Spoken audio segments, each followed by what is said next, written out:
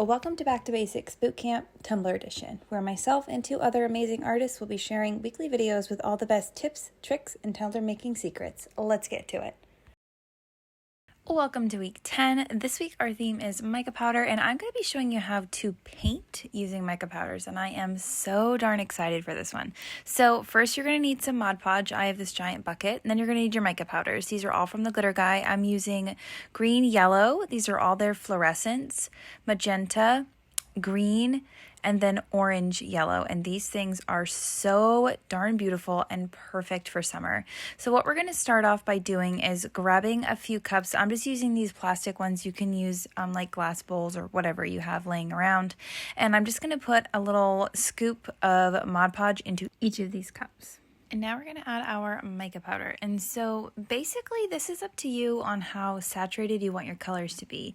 It's important to keep in mind that Mod Podge will dry clear, and under epoxy it will be clear. So if you want really nice saturated colors in your mica paints, you want to make sure you add a little extra dash into each one. I think I ended up doing one scoop in each of them, and then I went back and added an extra scoop to the yellow and the green. I do wish I had added an extra scoop to the orange as well, because that was a little bit lighter than I would have liked it to be, but it still turned out really beautiful. But if you want super saturated colors, just go ahead and do 2 little scoops of each. Once your mica powder's in there, go ahead and give those a good mix. They will be almost a little bit like chalky at first, but just keep mixing, they'll smooth out.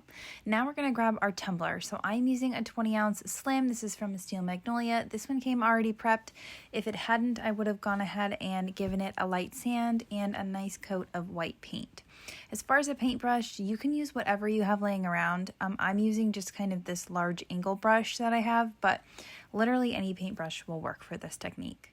Now comes the fun part, and that is painting. Now I wanted to do like a take on a brushstroke tumbler, and so I'm just going in first with the yellow, and I'm just getting some on my paintbrush, and I'm just going to kind of make little dashes and lines coming from the top of my tumbler and the bottom of my tumbler. I'm adding some like randomly in the middle.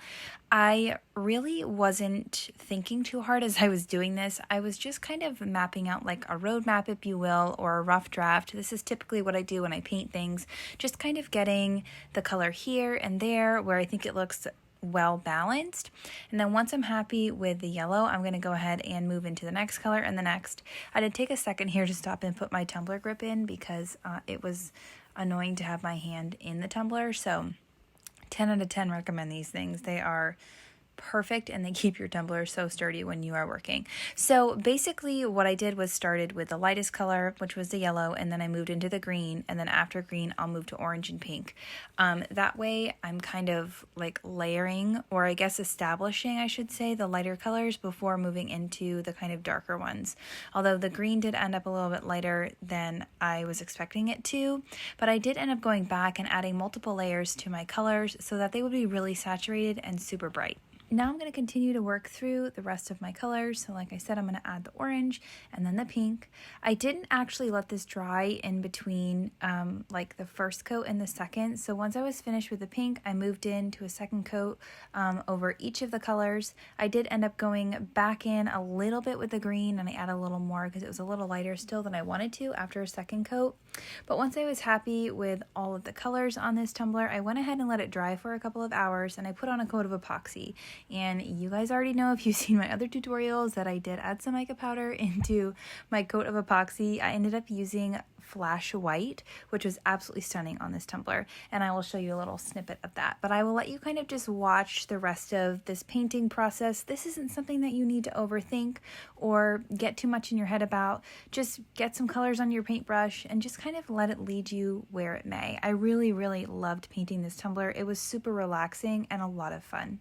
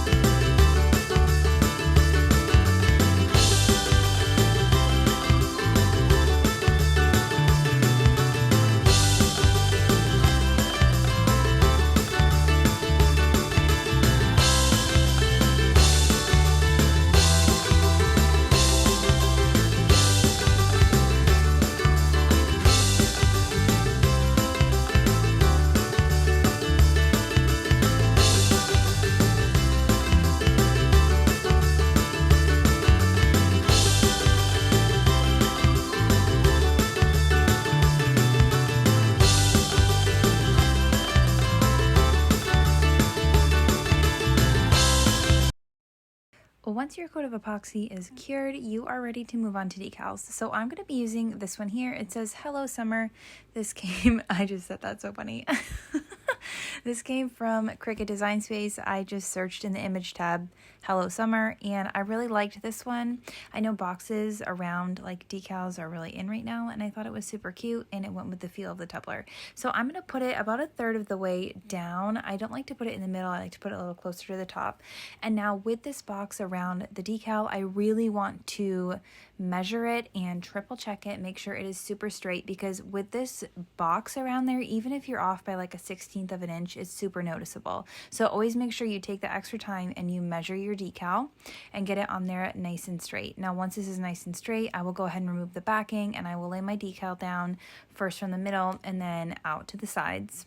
And this part I just cut in black vinyl. I did a 0.03 offset because I wanted just a super thin black offset around my decal. We will go ahead and apply our offset, and then we're going to apply our main text, which I cut out of just regular white vinyl. These are both Oracle 651. I get them on Amazon in big rolls. Now I hated layering this decal. You guys know I like to layer my decals in pieces, but this one I couldn't do. I had to do it all together, and I actually got it the first time, so I was incredibly excited about that. But once I finish getting this decal on, I will go ahead and do 2 final coats of epoxy, and my tumbler will be finished. If you have little issues with the lines like you see here, it kind of stuck, you can just carefully pull those up and fix them with your little weeding tool. I had to do that on this one too because it pulled up a little bit when I was weeding. But once I get that finished and fixed, I will go ahead with my final 2 coats of epoxy and my tumbler is done. Thank you so much for watching. I hope you found this episode of Bootcamp helpful. If you did, please give my video a thumbs up. If you want to see more Bootcamp videos in the future, go ahead and subscribe to my channel. To check out 2 other ways to use mica powder, make sure to check out LLB Creations and Pale Bird Designs. Until next time, happy crafting.